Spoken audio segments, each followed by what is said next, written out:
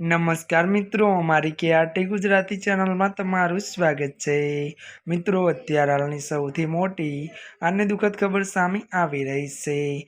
મોટા હીરોનું દુઃખદ નિધન। ત્યારે મિત્રો આપને વાત કરવામાં આવે તો બેટમેન અને ત્યારે ટોપ ગન ફેમવાલા કિલ્મરનું નિધન થયું છે।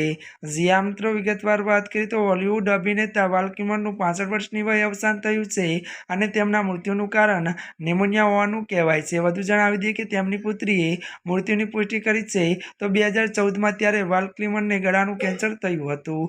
મળતી વિગતો અનુસાર વધુ આપને એ પણ જણાવી દઈએ કે જો કે લાંબી ત્યારે સારવાર બાદ તે ઠીક થઈ ગયો અને આ અભિનેતાએ 1984માં ટોપ સિક્રેટથી ત્યારે પોતાની કારકિર્દીની શરૂઆત કરી હતી। મળતી વિગતો અનુસાર વધુ જણાવી દઈએ કે આ પછી તેને ટોપ ગન, બેટમેન ફોર અને ત્યારે ટોમ્બસ્ટોન જેવી સુપર હિટો ફિલ્મ આપી છે। જી આ મિત્રો, અત્યારની આ દુઃખદ ખબર મળી રહી છે।